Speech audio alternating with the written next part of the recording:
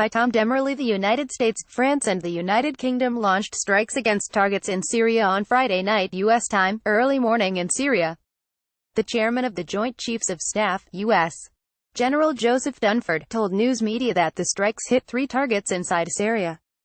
The targets included a research facility in the Syrian capital of Damascus alleged to be used in chemical weapons production, a storage facility thought to house chemical weapon stockpiles west of Homs, Syria, and a command and control facility outside Homs claimed to also be used for weapons storage.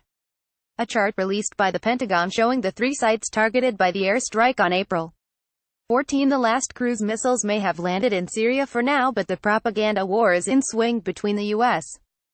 and its allies as Russia and Syria claim vastly different results from overnight strikes. Soon after the strikes in Syria ended today, Russian news media claimed that 71 cruise missiles were intercepted during the strikes on Syria Friday night, Saturday morning. In a press conference today, Russian chief of the main operational directorate of the Russian General Staff, Colonel Sergei Rudskoy, said Syrian military facilities had suffered only minor damage from the strikes. At Russia, of 103 missiles, 71 intercepted by Syria's air defenses. No serious damage at airfields. 2 former industrial sites hit with no people or equipment in place. https://t.co/7go5zintwalkspic.twitter.com/oqqnz2favu, Russian Embassy, UK, at Russian Embassy, April 14, 2018. By contrast, in a press conference on Saturday morning, April 14, U.S. Pentagon spokesperson Dana White told journalists the U.S. and its allies' success hit every target during the strikes from the U.S., Britain and France. U.S. Marine Lieutenant Gen. McKenzie Jr., the director of the Joint Staff, DJS, displayed photos of targets that were hit in Syria during the press conference. "We are confident that all of our missiles reached their targets," Lieutenant Gen. McKenzie told reporters, in direct contrast to Russian claims that cruise missiles were shot down by Syrian defenses.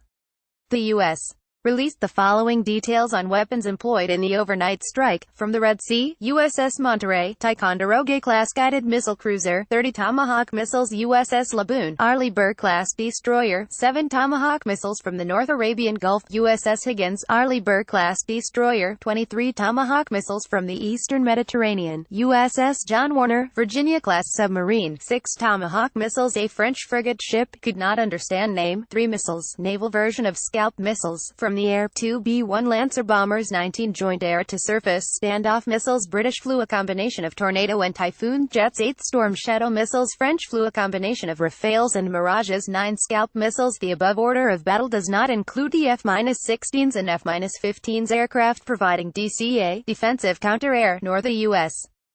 Marine Corps A-6B Prowler that provided EU escort to the B-1s. Read also, everything we know, and no one has said so far, about the first waves of air strikes on Syria. One fact that both sides seem to agree on is that all U.S., French and UK aircraft involved in the strike returned to their bases successfully. Ships that participated in the strike remained at sea without armed confrontation from Syria or Russia. This alone marks a victory for the Allied forces striking Syria following a week of rhetoric by Russia about defending Syrian interests.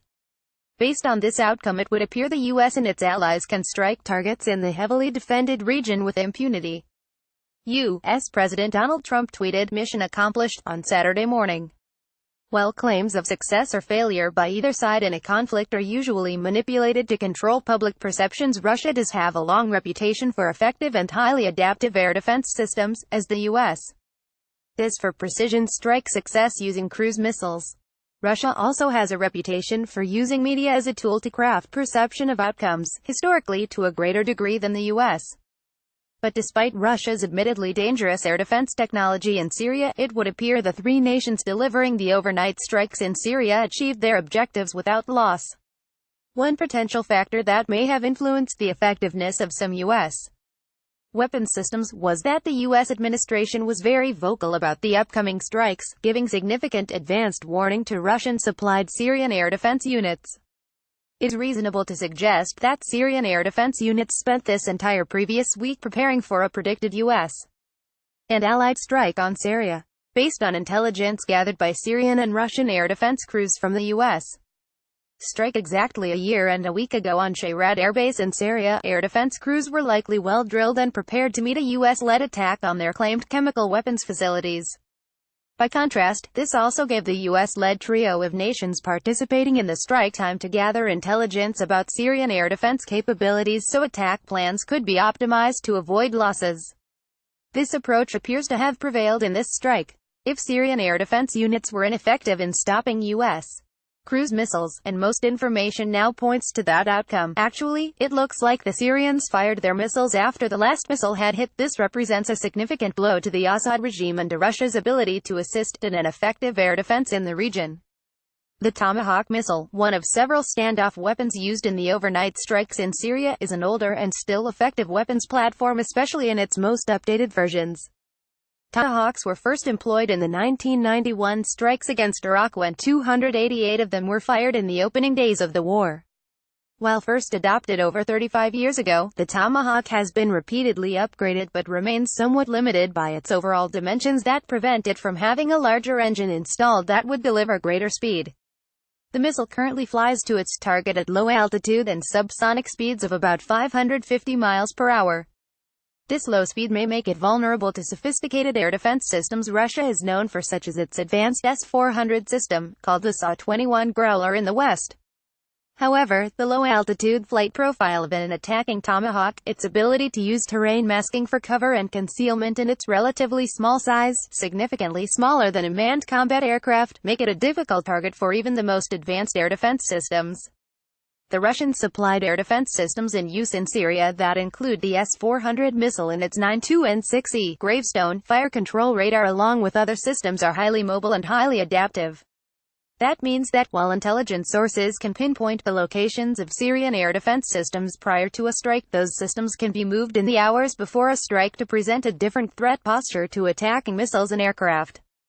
Most of the launch platforms for the BGM-109 Tomahawk are large, non-stealthy surface ships, although submerged submarines also launch Tomahawks.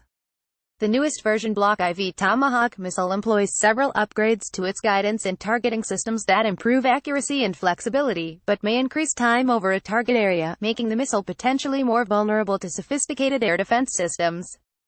It is likely more modern standoff weapons like the UK's MBDA Storm Shadow and French Scalp EGE cruise missile, along with the new AGM-158 JASSMR joint air-to-surface standoff missile extended range, were highly effective in Friday night's strike on Syria by UK, France, and the US.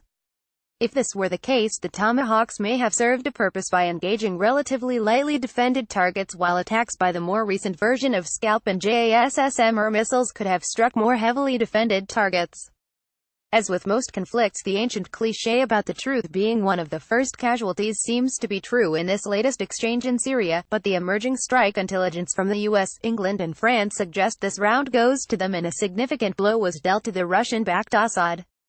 When the B-1s involved in the airstrikes takes off from Al Udeid, Qatar. Image credit, US DoD via Orianapolis related.